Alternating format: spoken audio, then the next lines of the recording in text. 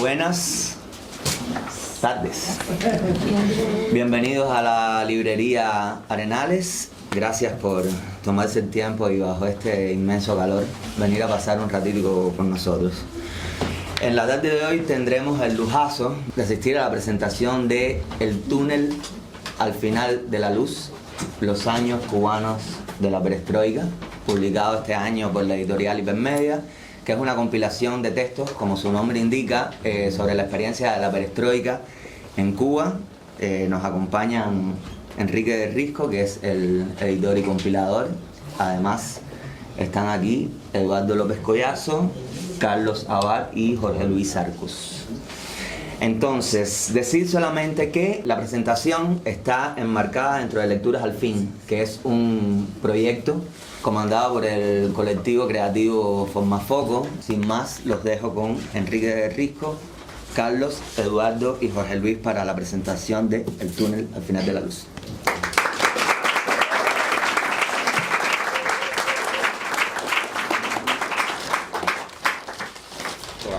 Bueno, muchas gracias a todos por estar aquí. Un compendio de amigos, colegas, desconocidos, de gente que quiero, que voy a querer en algún momento.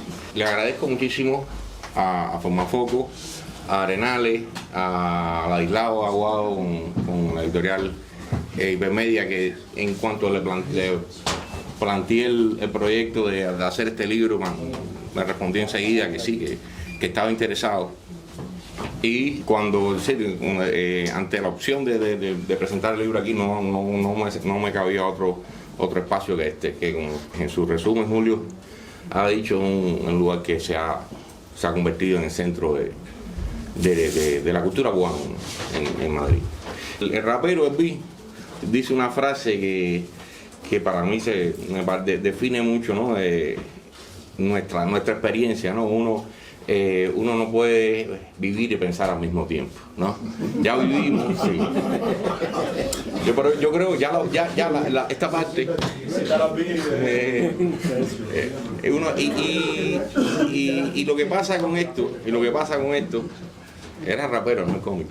Oye, lo que pasa con esto es que ya era hora que empezamos a pensar en este momento de la vida, porque yo creo que fue un momento decisivo en la historia cubana, sobre todo en la historia cultural, pero en general en la historia cubana, que para los muchachitos acá, pues ya uno ya tiene una edad, entonces tiene que empezar a adoptar la actitud del yo sabía que te iba a saltar, por eso. Sí, pues este es el Benjamín de la antología. Uno siente que en la historia cubana el régimen como que se la sabe toda y todas las generaciones vienen a empezar de cero, con una ingenuidad tremenda, y como empiezan siendo revolucionarios todos, ¿no? Hasta que es el momento que se dan cuenta de que no. Y uno siempre se pregunta, ¿y por qué pasa esto? ¿No? ¿Por qué todavía salen nuevas generaciones creyendo que dentro de la revolución algo? ¿No? Y parte de la culpa es de nosotros mismos por no haber sabido acumular una memoria que le vaya dando sentido. Y en ese punto yo creo que este es un momento fundamental. Es fundamental por muchas cosas. Le digo rápido la tesis del libro, ¿no? Mi tesis es que justo en esos años de que había perestroika, estaba ocurriendo la perestroika en la Unión Soviética, hubo una especie de impas represivo que enseguida intuimos, ¿no? Y que le dio a buena parte de la sociedad cubana, sobre todo a la que estaba más activa, más buscando cambios, la posibilidad de hacer cosas y no ser reprimido como se había reprimido antes, ¿no? Estamos hablando de unos años antes, por escribir cualquier cosa y guardarla en una gaveta, la gente iba presa. ¿No? Está el caso de Néstor Díaz de Villegas, que fue preso 6, 7, condenado con 5 años de prisión por algo que nunca había publicado. Y se pasó en este momento, justamente en que el régimen cubano no sabía exactamente qué hacer. Sabía que no querían hacer, y no querían una perestroika, por eso inventaron una cosa que se llamó el proceso de rectificación. Exacto, gracias. Que era realmente una contrarreforma vestida de reforma.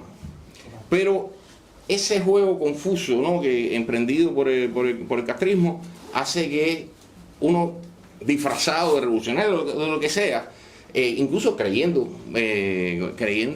inocentemente en la posibilidad de reformar el régimen, se engendró este movimiento que tuvo manifestaciones en todas las disciplinas artísticas, como se menciona aquí, pero no solo eso, en las universidades. Aquí tenemos a gente que fueron fundamentales en esas discusiones que hubo con el mismo comandante.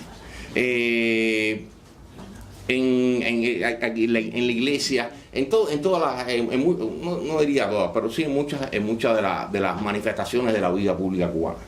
Y parte del asunto fue el sacar, ¿no?, el arte a la calle, ¿no?, como rezaba el título de uno de los grupos más emblemáticos de esa época. Uno de los énfasis de este libro es que no fue solo una cuestión de la plástica de los 80 o de la danza de los 80, fue un esfuerzo colectivo poco consciente de sí mismo, ¿no?, de ese sentido colectivo que teníamos, pero que sí que funcionó. Yo no voy a hablar de mí, pero sí, no, pues yo era básicamente un testigo de aquello, no participé si acaso en un movimiento humorístico, etcétera, pero lo que sí pasa el tiempo y uno ve que no hay una conciencia, ¿no? Yo creo que parte de la conciencia pasa por hacer libros así, donde no solo los que participan escriben, sino al leer los demás se empiezan a dar cuenta cómo se construye ese rompecabezas que uno vivió inconscientemente, ¿no?, como rezaba el rapero. Entonces, es un libro que ya está diciendo el final desde el título, ¿no?, el túnel al final de la luz, porque realmente todo ese movimiento terminó siendo destruido, ¿no?, a partir del 89, 90. Y la perestroika después de eso cargó con la culpa del periodo especial y la crisis, cuando en realidad fue la promotora indirectamente de ese gran movimiento social, ¿no?, porque fue artístico, fue cultural, pero también fue social. Y necesitábamos esa conciencia. Yo creo que este es un punto de partida, esto no creo que sea la versión definitiva de esos años.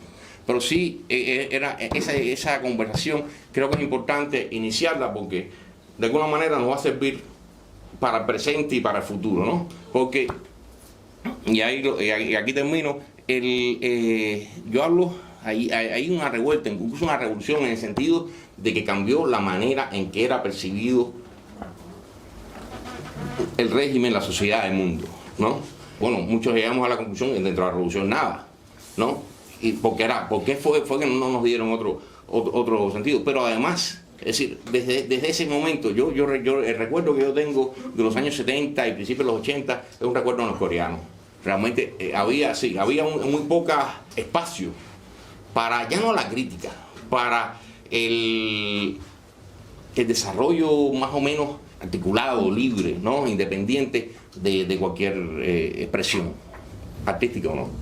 Y a partir de ese momento hubo cambios que, por supuesto, fueron aplastados, pero sobreviven y siguieron sobreviviendo hasta el día de hoy, porque muchas veces, y eso es el genio del sistema, aplastan los movimientos y después de aquello de lo que puede apropiarse lo convierte en producto suyo, ¿no? Y entonces es triste, ¿no?, que de alguna manera todo esto sirva como una especie de demostración del liberalismo de ellos, cuando en realidad no dejan de perseguirlo ni un momento.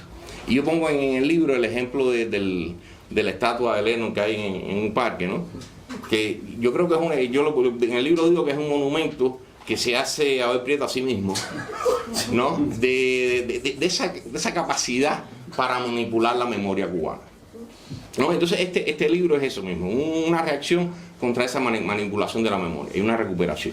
Y entonces voy a dejar aquí y entonces vamos a ir hablando los diferentes actores de este libro para que digan su experiencia de aquellos años. Empezamos por el más niño.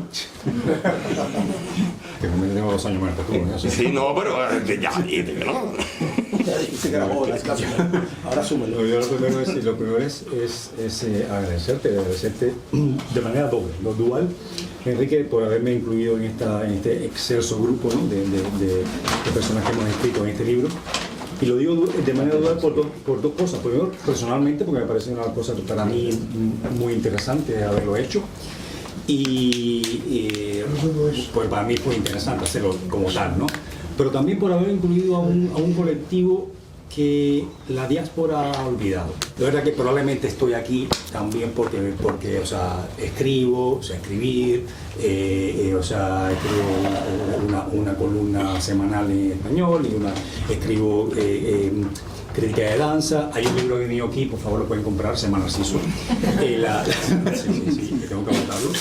Pero fundamentalmente creo que me agiten en todo esto porque soy científico, ¿no? Claro. Y Sam, la faceta más conocida mía es la de ser científico, ¿no? Además de otras cosas más. Pero, y el papel de científico, o sea, en la diáspora es prácticamente cero o nulo, ¿no? Es decir, casi nunca está incluido. De hecho, cuando se hace ese listado de intelectuales, el teatro, el cine, la danza, el científico nunca está. Somos muchos, muchísimos, con voz propia, con peso específico. Y entonces, por tanto, yo te agradezco también, como parte de ese colectivo, habernos incluido, ¿no? Habernos incluido en este libro. Entonces, de verdad que sí, y espero que sea, empiece a ser la norma y no la excepción, ¿no? Yo me acuerdo cuando tú me dijiste de entrar en esta colección de texto, ¿no? Pensé en dos opciones para hablar, para escribir, y las deseché. Al final, la tercera es la que está, que no tiene nada que ver con lo que voy a decir, pero son dos opciones que no están, pero me gustaría, ¿no? Primero era en plasmar la historia de un guajiro, que era yo, porque, o sea, llegué a La Habana y hacer el bachillerato, lo que llamamos de allí, después la universidad, y claro, llegué a ese sitio que lo mejor que te podían decir es que pareces habanero, ¿no? Eso es una cosa que es real, ¿no? De hecho, tú pensabas que yo era habanero. Y entonces fue abrirme, cuando empezó la prehistoria, cuando empezó todo aquello, mi mente se abrió, ¿no? Se abrió de una manera que empecé a hablar y a pronunciar palabras, e incluso a escribir palabras, ¿no? Que yo nunca antes había escrito, o había dicho, que eran pluripartidismo, elecciones, democracia, ¿no? De hecho, escribí cosas sobre eso porque yo siempre he escrito, y amigos me dijeron, oye, eso ni en una gaveta, o sea, destrúyelo porque te van a destruir, ¿no? Entonces, pero pensé hablar de ese proceso, ¿no? De lo que significó para mí, un estudiante universitario, de empezar a verme de esa manera. Pero eso lo deseché porque yo seguramente casi todos van a hablar de eso, ¿no? Lo segundo pensé, bueno, de la ciencia, ¿no? Digamos la parte, algo de además que no se ha dicho, y ayer lo estamos comentando, ¿no? También la perestroika influyó muchísimo en la forma que veíamos la ciencia, no solamente en Cuba, sino en el mundo todo, digamos, del campo socialista, porque hasta ese momento la ciencia tenía dos focos, dos faros, Berlín y Moscú, nada más. Y aparte de eso, además de eso, Cuba se había quedado en lo que era moda de la ciencia en los años 70, que era la física nuclear, la tecnología nuclear, etcétera, etcétera. Pero la revista Nature ya no hablaba de eso, hablaba de biotecnología, de biomedicina, etcétera, etcétera, y el mundo andaba por otra cosa, pero nosotros estábamos siempre reflejando lo que pasaba detrás de la cortina de hierro, ¿no? O sea, la periodística también nos abrió de esa manera, y ya empezamos a ver a Tokio, Osaka, Milano, París, Nueva York, Washington, como faros para seguir. Y ya no era la física nuclear, era la biomedicina, era la biotecnología, así que también influyó sobre eso. Pero digo, eso realmente era demasiado válido, probablemente ni siquiera lo quieran leer. No, me hubiera interesado que hubieras incluido. Y eso lo que hice fue un texto muy poético a mi estilo de realmente qué significó para mí como persona, como tal, que era ese proceso, que realmente fue una apertura de mente, fue un descubrimiento, una crisis, porque yo soy un producto neto de aquel sistema. Mis padres, los dos militares, ya fallecidos, o sea, los cuales no pude ver antes de fallecer por todo esto, por todo lo que ya conocemos. Yo llevo 30 años fuera de Cuba. Y ambos fueron, o sea, mi madre no, pero mi padre fue barbudo, fue de los que estuvo en la sierra. O sea, si no estaba en ese, pero él estaba ahí también. Es decir, que todos, o sea, yo soy un producto neto de todo aquello, y eso realmente fue una crisis para mí. Y eso fue lo que traté de reflejar en el texto de manera muy poética, a ver qué fue lo que pasó. Por cierto, ¿sabes cuál fue la primera vez que eso no te lo dije ayer? La primera vez que yo supe de tu nombre Pues realmente nos conocimos, nos desvirtualizamos ayer. Hemos hablado muchas veces, tenemos millones de amigos juntos, de cosas comunes, pero nunca nos hemos visto. Nos tomamos un café ayer con una cerveza ahí. Y nos vimos por primera vez ayer, ¿no? Pero realmente sabes que mi primera noción de tu nombre fue estando en la universidad. Hicimos entre Fumer y yo y unos cuantos más una obra de teatro basada en un texto tuyo donde se analizaba una biografía para pertenecer supuestamente al Partido Comunista, no se decía, ¿no? Y esa biografía era imposible que entrara en el Partido Comunista, y esa biografía era de Carlos Marx. Entonces ese texto lo adaptamos y ahí fue la primera Yo oí vez. esa adaptación, pero no sabía que tú estabas metido. Yo estaba metida en ello, yo era uno de ellos y fue uno de los que actuamos. Lo pudimos hacer una sola vez, no lo quitaron. Lo hicimos en Natalia y nunca más. Pero bueno, así que nada, mil gracias por estar, por meterme en este compendio. Ojalá que sirva para algo, seguramente que sí, y para mí es un honor estar aquí. Gracias a ti. Ahí está poniendo un ejemplo de ese tiempo de la perestroika. Es decir, ese texto, que lo hicieran unos estudiantes, un texto así en público, eso era impensable 2 años antes. Y que ese texto incluso se publicó en el DDT. ¿Cómo se llamaba el texto? Se llamaba biografía, creo Biografía, que se llama. Sí. Y entonces era eso, que salió en DDT, que eso es una cosa súper conocida. Y que en física nuclear unos chicos hicieran una obra de teatro con eso. Es un retrato de los tiempos, es decir, de los atrevimientos que se tomaban en ese momento, que hace un año anterior era impensable. Justamente por eso esta perestroika cogió movido a todo el mundo. Entonces los represores no sabían si hacerlo de siempre o que después los acusaban de ser extremistas porque en la Unión Soviética se estaba haciendo otra cosa. Y entonces en esa pequeño impasse, sí, en esa confusión se metió toda esta rebelión. Carlos. Bueno, yo primero muchas gracias, Enrique, por esto. Primero yo creo que es muy importante, yo tengo una opinión muy personal, yo creo que nosotros, los que podamos y los que podemos, estamos en la obligación de contar.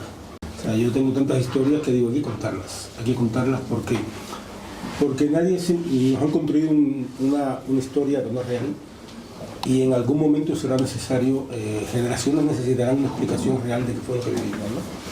Y yo creo que el periodo especial, yo creo que hay un factor del periodo especial que es muy importante, que es lo que viene previo a esto, que es la sorpresa de la caída de Europa del Este.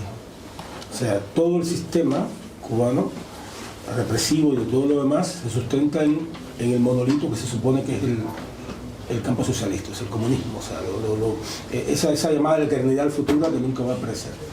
Y cuando de repente aquello se empieza a caer, la gente está asombrada, ¿no? O sea, empezando por los dirigentes, bueno, ¿qué va a pasar? Y yo creo que eso fue justamente lo que provocó, por un lado, el relajamiento. No el relajamiento como que de repente no se atrevían justamente a hacerlo, o sea, porque habían elementos muy tremendos, no sé, yo creo que el amor de Ceausescu pudo haber causado mucho trauma, o sea, se lo acabaron, y yo creo que eso era muy importante, muy importante. Ya. Una cosa que quiero decirte, porque fue mi pelea constante con todos los autores. El problema es que el periodo especial se ha tragado la historia cubana, ¿no? Entonces todo el mundo habla del periodo especial como ese lugar central, y se ha tragado este periodo. Y todo el tiempo yo lo estaba diciendo, de pronto la gente me metía, en medio de la historia me metía un camello. Decía, no, camellos no. Porque es eso, es decir, ahora mismo en lo que tú me estás diciendo hay como una confusión cronológica. Es decir, el fusilamiento de Ceausescu fue diciembre del 89, cuando ya el cierre ya se había echado en Cuba, ¿no? Yo creo que la marca del cierre, la visita de Gorbachev en abril del 89, que ya Fidel ya deja muy claro a Gorbachev que no va a seguir el camino de la perestroika, y después los fusilamientos de Ochoa y La Guardia, que era una advertencia a la cúpula política y al resto del país, que no iban a permitir absolutamente nada. Una cosa de las más importantes, yo creo, que tiene el libro es la cronología. Empieza en el 86 y termina en el 91, ¿no? Porque hubo ramalazos hasta ahí, ¿no? Pero el corpus fundamental va del 86 al 89. empieza la perestroika, empieza el movimiento dentro de Cuba, alentando las cosas por las publicaciones soviéticas, como ya se mencionó. Pero una vez que se echa el cerrojo todavía pasan cosas, ¿no? Está los gestos culturados en el año 90, está el escándalo que hubo con Alicia en el Pueblo de la Maravilla, aquella película que, para el que no sepa, fue una película que la hizo Licay, una película que pasó por todos los filtros de Licay en tiempos de perestroika. Sí. Pero la película realmente se vino a terminar ya en el 90. Estuvo guardada, Julio Jesús Díaz parece responsable de llevarla al Festival de Berlín, pues posiblemente ahí no estoy tan seguro si fue, pero le echaron la culpa. Jesús Díaz, y una vez que la película es presentada en el Festival de Berlín, había que presentarla en Cuba. Y entonces la presentan, pero llenan los cines con militantes del partido para como hacerle un acto de repudio a la película. Como representando la idea de que el pueblo cubano rechaza la existencia de esa película hecha por una institución del gobierno cubano. Y entonces, yo creo que ya esa es la coda de ese momento, el 91. No, es que me estoy recordando una anécdota, justamente de Alicia del Pueblo de Maravilla. Primero tuve amigos que trabajaron en la Alicia del Pueblo de Maravilla, que los planteamos todo el guión y sabíamos todo aquello. Pero yo recuerdo que Alicia se puso solamente un día, 3 días. No, 4 días. Jueves, viernes, sábado, domingo. En el Yara, donde solamente podíamos entrar los socios, cuando aquella había un sistema de socios, porque no había entrado. O sea, había unas colas enormes, pero todo era el contingente de la ropa, ya vieron de la ropa, ¿no? El contingente de lo que estaba metido ya. Era un montón de historias de esas. Y yo me acuerdo de estar ahí adentro, en medio de aquello, era una cosa una sensación muy extraña, y le digo a un amigo mío que iba conmigo, le digo, grita muy bajito, viva la revolución. Y yo me acuerdo que el tipo dijo, viva la revolución, y se levantó un pueblo, ¡viva! Nos quedamos así, vamos de aquí, porque aquello era impresionante. O sea, se levantó todo el mundo, ¡viva! Como lo digo, joder, tío, vamos a ir corriendo. Y yo creo que en mi opinión nos marcó, o sea, a mí en mi generación nos marcó, porque también yo creo que hubo una expectativa muy grande de cambio. Yo creo que la gran ilusión era el cambio, o sea, la idea del cambio. O sea, aquel 31 y para adelante, 32 sin comandante, aquellas propias campañas que hacía la Juventud Comunista, que era intentando justamente neutralizar todo aquello. Pero yo creo que justamente nos marcó, y es verdad que se olvidó todo, o sea, porque además, entre otras cosas, creo que con relación a la actualidad, nosotros imaginamos que nunca podíamos estar peor. O sea, en ese momento imaginamos que no podíamos estar peor. O sea, me acuerdo que una libra de arroz iba a costar 150 pesos y la gente eso lo marcó como el extremo, ¿no? Vuelvo a papel especial.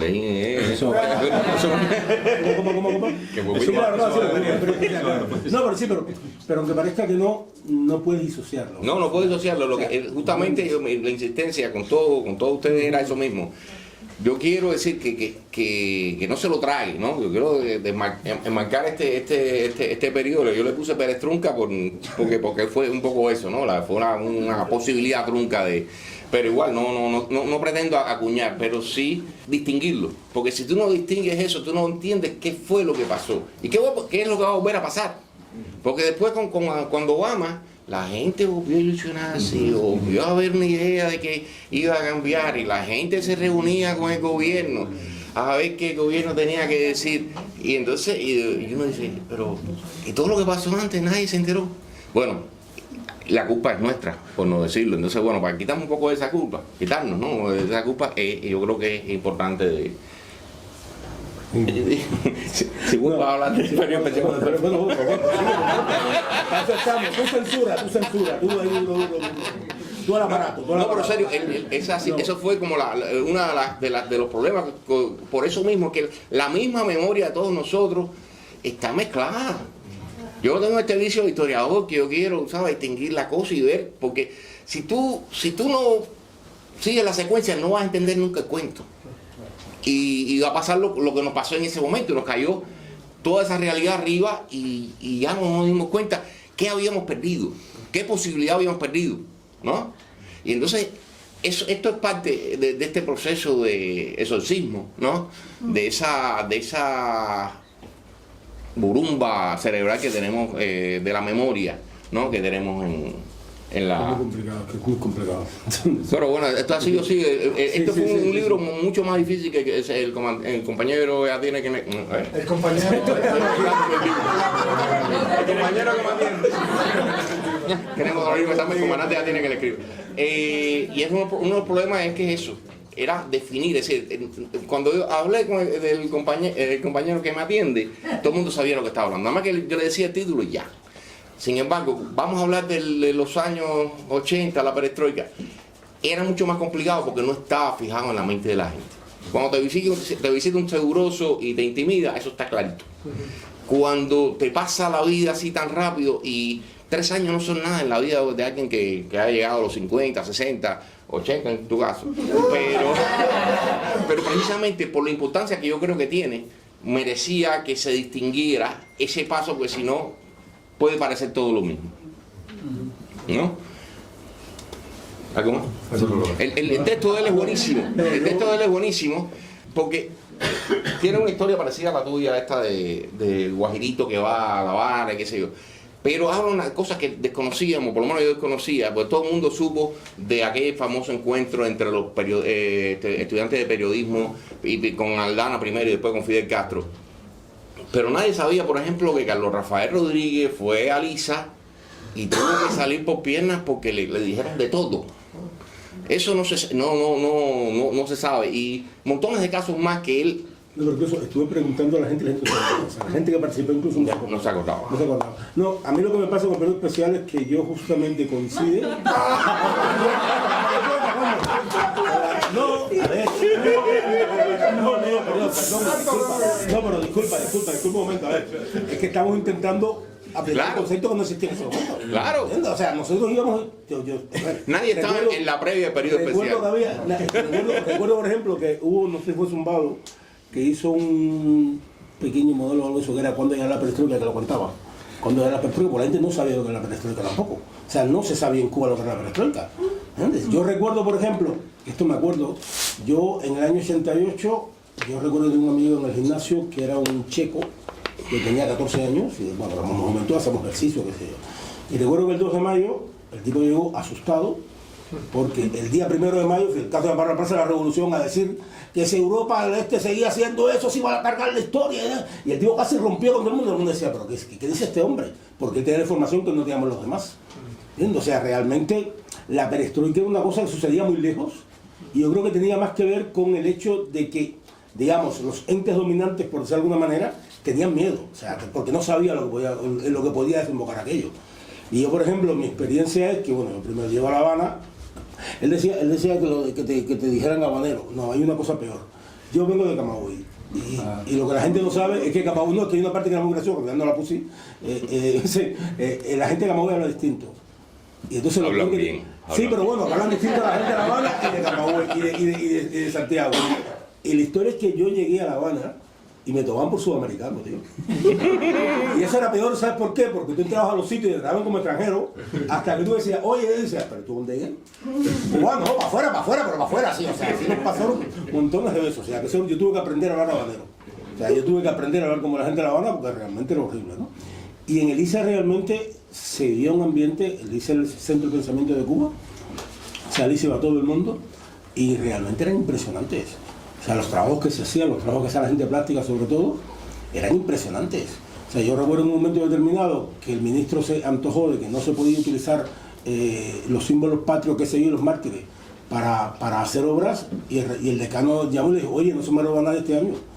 No se me gradúa nadie porque todas las obras tienen a figuras de la historia puesta, ¿no? Entonces yo, por eso te digo, o sea, que al final de la perestroika fue mucho más una sensación de una cierta apertura, una esperanza que yo creo que íbamos intuyendo, y que al final, por eso yo creo que no fue una oportunidad perdida, porque nunca fue una oportunidad. O sea, en Cuba nunca había oportunidades, o sea, nos inventaron, nos decían puede, pero realmente nos ha costado toda la vida, en mi opinión, entender que realmente todo era una gran mentira. Oye, Luis Arco. Bueno, cansado de estar aquí con ustedes. Me repugna en ti. En un espacio, digo yo, de insularidad, que realmente ya me estaba dado para siempre. Y cuando el hijo me pidió que escribiera el texto para el libro, Quizás al principio equivoqué un poco el foco y pensé que me pedía que hablara de la sovietización. Y habláis más de eso en mi texto que de la perestroika propiamente, ¿no? Pero después al final agregué un párrafo y traté de...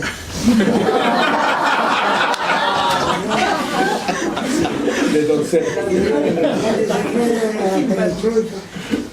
Aquí está presente José Luis Ferrer, uno de mis mejores amigos, que justamente un día se apareció en mi casa con la revista Novedades de Moscú. Y todos la empezamos a leer, y claro, lo extrañamos, ¿no?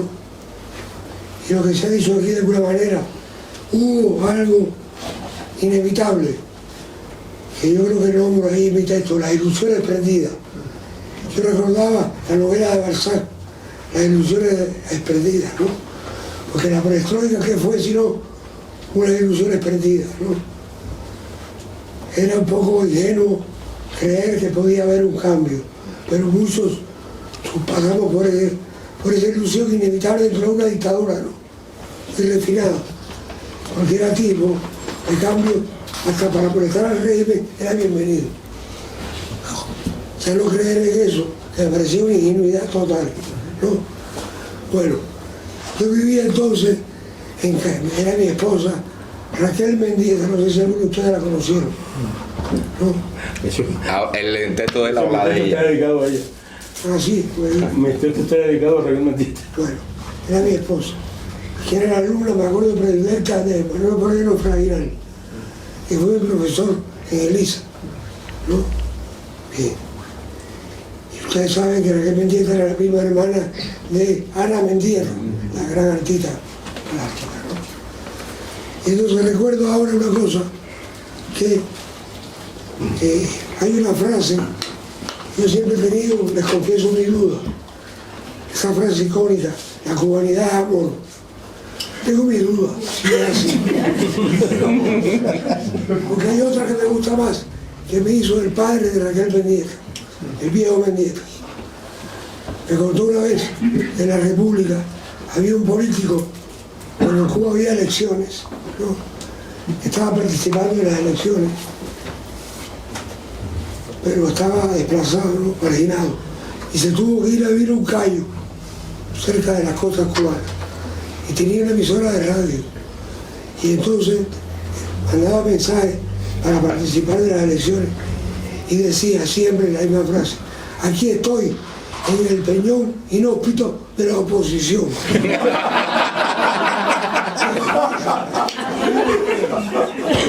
Yo creo que todo, no en Cuba, en cualquier lugar del mundo, todo artista, poeta, escritor, tiene que estar en el peñón inhóspito de la oposición. Y entonces, las ilusiones perdidas, pero me recordaba a su vez la ilusión de Rubén Pérez, porque con inocencia o sin inocencia, en ese tiempo de la llamada perestroika, o de la añoranza de un cambio en Cuba, la perestroika, ¿no? Hubo también muchos oportunistas, ¿no? Mucha ilusión de Rubén Pérez, consciente, ¿no? Cosa que me daba asco, porque sinceramente nosotros nunca creímos en eso, en que ese cambio, que iba a haber cambio, y nada de eso. Creo que ni siquiera lo queríamos. Queríamos otro cambio, el del régimen, pero no una edulcoración de la realidad, ¿no? Porque era imposible, ¿no? Bueno, entonces, como yo les decía, equivoqué un poco el foco al inicio de mi texto, y en vez de hablar de la experiencia de la perestroika, hablé adrede, lo confieso, de la sovietización de Cuba. Aquí está Antonio José Montes, ¿no? Que le acabo de regalar un libro mío donde hay un ensayo sobre su narrativa. Y recuerde que él tiene un libro de cuentos que se llama Cuentos de todas partes del imperio, porque ¿qué era Cuba sino una provincia de un imperio? Confiésenlo, no todos creíamos eso, no todos sabíamos, nos sentíamos que Cuba era parte, era una provincia del imperio soviético, ¿no? Y era lo que era, ¿no? Yo también en este texto hablo un poco de eso. de la visión imperial de la Unión Soviética. Pero en mi texto aproveché para hablar de una de las personas que más odio en mi vida, Mirta Aguirre. Que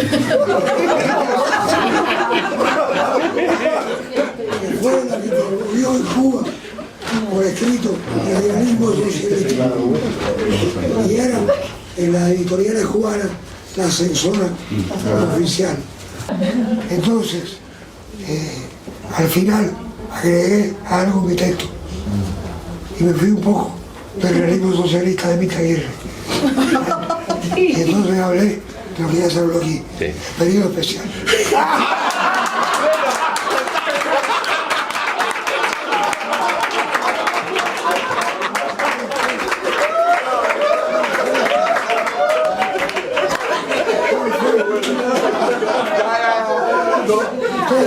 Aquella frase, recuerda que Fidel Castro era experto en eufemismo. Le digo ese periodo primero, la identificación de errores y tendencias negativas. Y hubo quien se creyó eso. Y después el periodo especial el tiempo de paz. Otro eufemismo.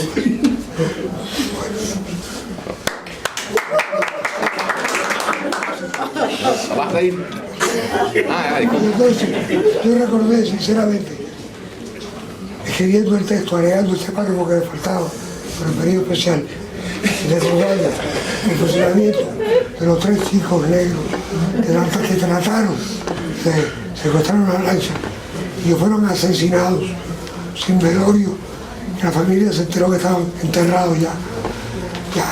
Era como decir, hasta aquí ya no se puede más. No se puede ir más allá. No se puede ir más allá. Ese régimen racista, homofóbico, no se puede ir más allá. Entonces, ¿qué perestroika era esa? Entonces, el periodo especial, ¿qué fue?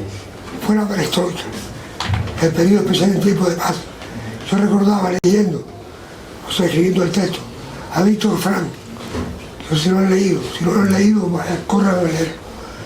El que escribió un libro que es un clásico, que se llama El hombre en busca de sentido, donde él relata su experiencia en los campos de concentración nazi y después creó una escuela de psicología a partir de su experiencia.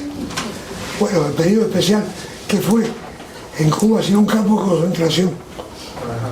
Yo creo que psicológicamente fue eso. Uno se podía volver loco, mucha gente se suicidaba o se volvía loco, porque alteró la mente. Lo que dijo aquel tan famoso, el daño antropológico. Eso fue el periodo especial, ya fue el colofón. Recuerden que el horizonte, la nubecita que había como final, el horizonte era la opción 0.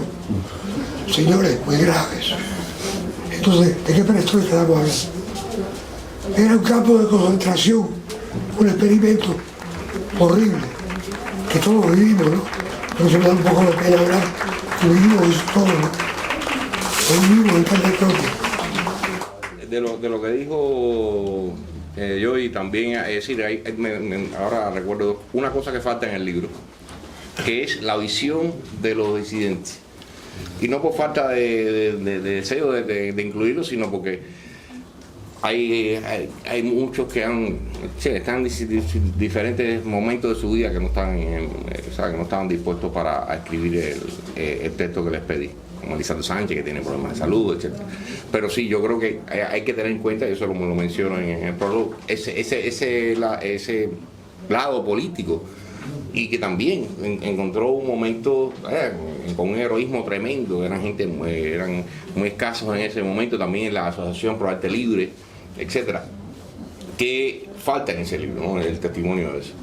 Y cosas que sí están en el libro, por ejemplo, son testimonios de gente que venían de afuera, ¿no? Como Coco Fusco, que fue a varias veces en los 80 y podía ver tenía esa visión, o gente que pasaron la perestroika en la Unión Soviética.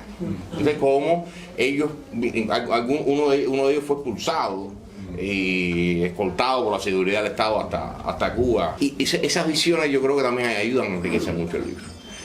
Si tienen alguna pregunta. Enrique, ¿quién está compilado? Porque ¿Quién? Sí, uno pusiste, Son 64 autores. 64. Hay como 60 textos, pero algunos textos son entrevistas, entonces cuento a los autores, ¿no? Los testimonios, ¿dónde parten? 86 al 91 más o menos. Es decir, hay una cronología que sirve un poco para guiarse. La cronología dio mucho trabajo a la que contribuyeron mucha gente. Una cronología, incluso yo estoy pensando en revisar la cronología y ponerle el 85 también para que se vea el contraste de lo que estaba pasando en el 85 y de lo que de pronto empieza en el 86. Y cierra más o menos con el 91 con el caso... Porque el movimiento artístico, y, literario y cultural empieza antes. O sea, ya las conductas de alteridad empiezan antes de la perestroika. No, sí, por supuesto. Es decir, la perestroika no... La literatura es una reacción, empieza una reacción en contra, por ejemplo, la poesía, en contra de la poesía conversacional. Claro, pero... Empieza una reacción en contra del punto de vista realista socialista que usaba el Caimán Barbudo, por ejemplo. O sea, antes de la perestroika, ya en Cuba, hay una actitud de contingencia frente a lo establecido. No, claro, Son claro. las generaciones más recientes que empiezan a hacer literatura y pintura y teatro y todo eso. Claro, Yo te preguntaba por lo de la cronología, porque Sí. no es la perestroika influye, pero Claro. ya ese movimiento viene andando antes de que surgiera y llegara a la perestroika. Sí, no, en el prólogo se habla de eso, pero eso no toma cuerpo al nivel masivo que tomó después, si no es a partir del tiempo de la perestroika. Y no por nada decir, claro, eso no puede salir de la nada. Es decir, no es que empezaron a haber cambios en la Unión Soviética y de pronto la gente le dio por pintar. Es un cambio No, generacional. absolutamente. Implica una actitud diferente frente al status quo que había en el país, Claro, pero que coincide entonces con la perestroika y todo lo que está pasando en el país desde el punto de vista político, y luego viene toda el derrumbe con todo lo que pasó. claro. Pero lo que te quiero decir, bueno, esa es la tesis mía, ¿no? De hecho, la perestroika era importante, pero fíjate que la glasnost, o sea, en el mundo cultural, lo que más se manejaba precisamente era el término de glasnost, que era precisamente lo que más le importaba a la Claro. gente en el mundo cultural y literario. Perdón. Sí. Una cosilla que era muy interesante para aquellos que estudiamos ciencia. Yo en aquel momento estudié física nuclear y me acuerdo que en todos los libros normalmente eran traducciones de libros rusos, aunque también teníamos algunos libros americanos y tal. Pero los libros siempre, y eso fue un momento, un antes y un después. Hasta el segundo año de la carrera, que sería 87, 88, en todos los libros era cada vez que estudiamos un fenómeno físico, tenían dos nombres. Y los profesores lo llamaban por dos nombres. Un nombre americano, un nombre anglo o alemán, con un nombre ruso. Porque paralela, o sea, a la vez e independientemente se había descubierto en Rusia. También. Entonces, hasta que un momento determinado, siempre nosotros tenemos la broma de decir que los rusos, o sea, que Popov había inventado el rayo sintonizando la BBC de Londres. Y entonces, a partir de ese momento, fue una cosa muy, muy curiosa, a partir de ese momento, del 89, se dejó de utilizar los dos nombres. Y de hecho en las boletas en los exámenes ya no nos ponían describa el teorema de quien sea, más Popov, más Poganov o Chitudov o Bonetov, ¿no? Sino nada más de quién lo había descubierto. Y fue otra cosa también que nos dimos cuenta nosotros, de que inmediatamente, yo creo que en ese sentido los científicos nos adaptamos mucho más rápido. O sea, bueno, esto era así, era un dato, no había otra cosa y inmediatamente. Pero fue una cosa que nosotros nos dimos cuenta y digo, ya no nos dicen nunca más lo de el ruso. O sea, tienen ya simplemente el que lo inventó, el que lo descubrió, ¿no? Alguno puede haber sido ruso, ¿no? Pero fue una cosa también interesante que propició también el hecho de eso. Y fundamentalmente empezamos a mirar hacia otros lugares. O sea, la ciencia se llevó a otro lugar. O sea, los faros estaban en otros lugares y nunca más estuvo en Moscú, nunca más estuvo en Berlín, nunca más estuvo en ningún país de campo socialista, ¿no? Y de hecho, incluso hasta la forma de hacer ciencia en Cuba se transformó. Cuba empezó a buscar la vía en que todo el mundo iba, y eso se llama el milagro biotecnológico cubano, que es de que Fidel quiso ICISOF, ¿no? ¿Perdón? ICISOF. Exacto, y aparte de eso, o sea, es que, bueno, Fidel también hizo una cosa, estaba bárbara, de que dijo, ¿cuánto tiempo ¿cuánto nos están adelantando los americanos en tecnología? 10 años, porque hay que trabajar 16 horas para y así creo aquello se llamaba Polo Científico, donde trabajamos 16 horas de lunes a sábado. Yo estaba en eso. Entonces, en fin, que se hace, sí, pero también, bueno, que cambió muchísimo, y eso fue otra de las cosas que cambiaron, que desafortunadamente casi nunca se hablan, porque en estos foros nunca han invitado a un científico, así que muchas gracias.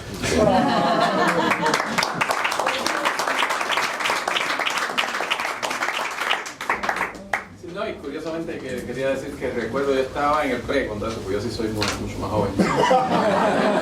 Bueno, no lo pareces. Entonces, estaba en el pre y en ese momento dejaron de enseñar ruso. Yo estudiaba inglés y ruso, y de un día para otro al profesor de ruso le dijeron que tenía que cambiar y que tenía que enseñar inglés. Y lo mandaron a hacer como 6 meses de no sé, para hacer un curso y para que regresara al año siguiente. Mira, eso es lo único que yo agradezco, porque yo aprendí ruso por eso. Entonces, normalmente nadie sabe ruso y yo empecé ruso por eso. Pero bueno, si eso pasó, empezamos a... Fue más o menos la misma época, sí. No, un comentario a propósito de la apertura, ¿no? De lo que significó y lo que a partir de ahí no hubo más un punto de referimiento en Europa del Este. Dejó de serlo. Y a partir de ahí, de una manera u otra, empezó de todas maneras a filtrar mucho más hacia un mundo más global, ¿no? A buscar, como tú decías, puntos de referencia que eran más múltiples y más abiertos, indiscutiblemente, de lo que eran antes, ¿no? Ahora una pregunta en relación a la compilación, Enrique. ¿Hay algo escrito sobre el frenazo? Es decir, Sí, no. porque está el periodo, ¿no? que fue largo, y luego hubo un frenazo brusco, violento. Eso está también... Sí, está en el libro. Y está en muchos textos, ¿no? Cuando hablan en el texto de Tamara Díaz Brinca, ya fallecida, ella habla, por ejemplo, del juego de pelota, que fue un momento icónico en la plástica cuando ellos se dieron cuenta, estaban siendo censurados por todas partes y su respuesta vamos a hacer un juego de pelota. Ya que no podemos pintar, vamos a jugar pelota. Y eso se convirtió en una declaración de principios muy fuerte, ¿no? Y está, bueno, la prisión de Ángel Delgado por cagarse en medio de una exposición. Que eso, es decir, cosas mucho más por ejemplo, Juansi y el resto de arte derecho, piden una reunión o tienen una reunión con la plana mayor de la UNEAC y hacen un performance ahí y terminan el performance encerrando a la plana mayor de la UNEAC con candado y clavando cartelitos de pisar el césped afuera ahí de la... Y por eso ellos le dieron una palmadita en la mano y una multa. Pero a Juan sí lo cogieron por eso. Exacto, a eso me refiero. Año 87 ellos hacen eso y no lo cogen preso. Ahí estaba 2 años después, por menos que eso, van presos todos ellos, ¿no? Y a eso me refiero, a ese momento histórico, ¿no? Que como que en este momento, por algo mucho menor, ¿no? O mucho mayor, te perdonan la vida y después por algo... ¿Por qué? Porque había cambiado la actitud del régimen. Ya ahora no le daban ninguna pena reprimir porque ya no tenía que guardar las apariencias con el hermano mayor soviético. Tú tienes, Henry, pues, es mucho más complejo, yo creo. Bueno, en fin. Pero yo creo que tú debes escribir el libro, el otro. No, pero sea por el poder, que claro, que desde abajo a veces no se puede apercibir de 2 grandes tendencias. Una tendencia reformista y una tendencia dogmática y prosoviética que manejaba el departamento ideológico del partido con Aldán al frente. Y había una tendencia reformista. Es largo de contar y está lleno de anécdotas y de cosas que en una reunión como esta no se puede. Pero de eso se habla un poco en el libro. Muy fuerte, había una contingencia muy fuerte con la muerte del, ¿cómo se llama? El que muere en la cárcel. Abrante, pero eso ya en el 98. El discurso de Abrante más tarde, etcétera, inexplicable para mucha gente, etcétera. O sea que había movimientos. Y el de la barba se lo cargó todo. El mundo puso el pie sobre todo. Todas las tendencias que en el poder estaban fluyendo, intentando alcanzar un lugar, incluso sacrificando incluso algunas cosas, se formaba, porque este puso el pie encima de todo. Sí, yo creo que es eso. Este libro es para iniciar esta discusión. Yo soy fanático de la historia, me interesa la historia, pero la discusión no es una discusión histórica, es una discusión de algo que está permanente, vivo, ¿no? La idea de la capacidad de cambio de una sociedad, la posibilidad de esos cambios dentro del sistema, o no, yo creo que no. Y digamos la falta de preparación que tienen las nuevas generaciones para enfrentar esta situación. Si no hay más preguntas, no. Quiero decir solamente una cosa, porque de repente me da una luz extraña ahí que me estoy mandando cosas. Yo cuando entro a LISA me doy cuenta, en el año 87, final del 87, ahora lo asumo con otra perspectiva, que había un proceso. A ver, LISA, todo lo que era la escuela de teatro, tenía una influencia absoluta, formativa y de todo, de la Unión Soviética. O sea, todos los profesores habían estudiado en la Unión Soviética, era todo soviético, y cuando yo entro, de hecho, nos utilizan a nosotros para cargarnos a todos los profesores. O sea, nosotros cargamos a todos los profesores que habían estudiado en Rusia. O sea, empezaron a entrar todas las otras historias, Juan Barba, que es el teatro antropológico, que hicimos no sé qué, pero nos utilizaron a nosotros para cargarnos a los profesores. Y nos dieron un poder de decir, no, vamos, todo manipulado, para decir, no, yo contigo no quiero dar clase. Y venía por aquella historia, estoy seguro, claro, que lo entiendo. De eso habla Abel Echeverría. Habla ahí. Porque es eso, van a ver en el libro que se entrecruzan todo y los personajes reaparecen, establecen conversaciones entre los textos que no fueron pensadas como conversaciones, ¿no? Y yo creo que es eso, esto es como el inicio de esa gran conversación sobre un pasado que está vivo, porque decir, por cierto, lo que tenía que haber dicho al principio, yo quería dedicar esta presentación a los presos del 11 de julio. Y pensando, por ejemplo, en Luis Manuel Otero Alcántara, sin lo que pasó ahí, no sería un salto demasiado grande, ¿no? De todo lo que se está haciendo en Cuba, lo que se ha estado haciendo en los últimos 25, 30 años, viene de aquí. Viene de otra comprensión, ¿no? de la cultura, otra comprensión del arte. Pues no es solo pintar un poquito más atrevido, es de pronto decir, no, este arte tiene que salir a la calle, tiene que mover a la sociedad. Nosotros no somos un grupo, solo, que sí lo somos, o no somos un grupo de élite que está haciendo cosas para vender en los mercados, sino somos participantes activos del cambio social. Y esa conciencia como forma colectiva, no digo, estoy seguro que siempre hubo gente que pensó así, ¿no? Pero como forma colectiva, yo creo que se manifestó como nunca antes en estos años. Y por eso, porque la represión fue un poquito más ligera, más soportable, y eso hacía que la gente se atreviera a cosas que no se atrevía antes. ¿Cuántos no nacidos en Cuba hay aquí? Levanta la mano, no nacidos en Cuba. Y a mí me gustaría que los no nacidos en Cuba hicieran al menos una pregunta. Sí. Porque claro, hemos hablado aquí todos entre cubanos y a mí me interesa saber qué estáis entendiendo. Pues yo, por ejemplo, Eduardo siempre se refiere a Cuba como la isla... Él es mi chico, sí. Él es mi pareja. Eduardo siempre se refiere a Cuba como la isla metafórica. Y es tan así que llaman un periodo muy feo, periodo especial. Que si tú no sabes nada, parece que pasó algo bueno ahí. Y de hecho, él me habló un poquito del periodo del que estamos hablando. Yo pensaba que era una marca de vodka. No sabía. Entonces, a veces cuando uno no vive determinadas situaciones tan malas como esta, solo las sabe quien las ha vivido. Yo soy nieto de los niños de la posguerra española. Mis abuelos me contaban cosas, pero no soy capaz de imaginarlo porque eso no lo viví. Entonces, basándonos en todo lo que habéis vivido, ¿algo bueno habéis sacado de una experiencia tan mala? Bueno, te voy a hablar de mi caso concreto. Mi vocación en aquel momento era la historia. Y de pronto me vi inmerso en un mundo creativo y crítico y que me cambió para mí toda la vida. Es decir, la represión yo no creo que me ha mejorado mucho, ¿no? Pero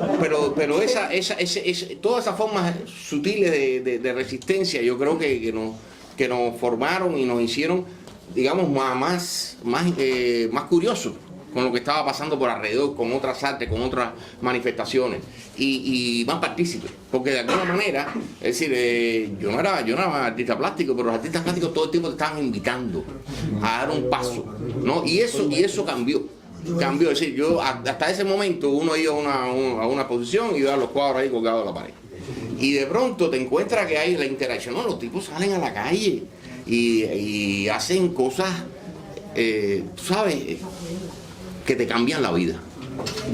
Y tú no entiendes en ese momento, no sabes lo que está pasando, a veces te molesta, pero te cambia. Y esa concepción del arte, yo por lo menos como testigo, la aprendí. No, me cambió bastante, a mí me hizo abrirme muchísimo de mente y empecé a explorar cosas que ya antes no me atrevía a explorar, ni siquiera sabía, y entré en una crisis. Pero va a ser un chiste, que siempre yo decía, yo tenía un muy buen amigo en la universidad que estudiaba psicología, él era chileno, y estaba exiliado por protección en Chile, tal y cual, y yo siempre decía, vosotros tenéis bueno, vosotros, ya digo vosotros tenéis que darle las gracias a Pinochet, porque por eso podéis haber podido estudiar en las mejores universidades del mundo. Tiempo después nos encontramos aquí en Europa, de hecho nos encontramos en París, y me dice, ¿qué pasa? O sea, ¿en qué momento estaba trabajando? Gracias, Fidel. Estaba trabajando en Columbia University y me dice, ¿dónde estás ahora? Y yo, no, estoy en Nueva York, en Columbia University. Y dice, gracias a Fidel estás trabajando en la mejor universidad del mundo, ¿no? Pero bueno, eso es una broma, pero bueno, yo creo que eso nos hizo lo que somos ahora mismo. Yo, mi experiencia personal, yo creo que nos dio un aire de libertad, por lo menos a mí como generación. O sea, yo llegué a La Habana y, no sé, habían exposiciones, yo recuerdo exposiciones, por la famosa exposición de Exxon, de Thomas Exxon, que la iban a censurar y nos plantamos delante de la galería y hasta que no la abran no nos movemos. Y cosas así, no sé, el propio fenómeno que se da de la ruptura del Ballet Nacional de Cuba, que era como la media institución, y todas las grandes se van a Camagüey. Y de repente había un movimiento que se respiraba de ruptura. O sea, y que yo creo que en el arte se dio muy fuerte. O sea, lo propio que sucedió justamente con los jóvenes que no tenían espacios institucionales y dijimos, vamos para la calle, y vamos a exponer en el medio de G. O sea, sí hubo un movimiento de respuesta muy espontáneo que tenía que ver con un ansia de libertad que nos ilusionamos que podíamos tener y que lo vivimos. O sea, lo vivimos. Después aquello se fue a donde se fue y nos quedamos como nos quedamos. Pero yo creo que fue interesantísimo ese momento, o sea, ese momento de que realmente creíamos, ya no solamente que fue el cambio, que estábamos cambiando las cosas, creíamos que estábamos cambiando las cosas. O sea, nosotros creíamos que estábamos cambiando las cosas, creíamos que de repente la exposición de Exxon la íbamos a salvar, y de repente la abrieron, entramos y cuando salimos la cerraron. Y cuando otro día uno decía, ve la exposición de Exxon, no, si ya la cerraron. Ya la desmontaron, o sea, duró una hora. Se trasladó a Lisa. Duró una hora, ¿eh? Se trasladó a Lisa. A Lisa. Hasta partido. Pero yo en Lisa no lo vi. Eso que dice él de la experiencia de la libertad. En el libro, se agarró partido. Se lo vi, pero la experiencia de la libertad, y yo creo que si hay algo nostálgico de mí en ese libro es justamente que yo me siento deudor de ese momento, el no haber tenido que aprender el arte de la simulación como generaciones anteriores se habían hecho expertos. De pronto, es decir, cuando tú tienes 17, 18 años, de pronto empiezas a hacer cosas que hace 2 años no se suponía que hicieras, pero para ti es parte normal de tu crecimiento como persona, ¿no? Y ya bueno, cuando vino el cierre, ya era otro tipo, yo no aguantaba ese cierre. Y ese vivir en libertad en un lugar que no está hecho para la libertad, eso se lo agradezco esos años. Yo creo que es parte del empeño que le puse en hacer el libro. Yo termino, fue eso mismo, yo lo voy planteando como que sueño, soy iluso, y todo lo que iba haciendo, ¿no? Y termino justamente mi texto, va a ser un spoiler, bueno, y después me fui.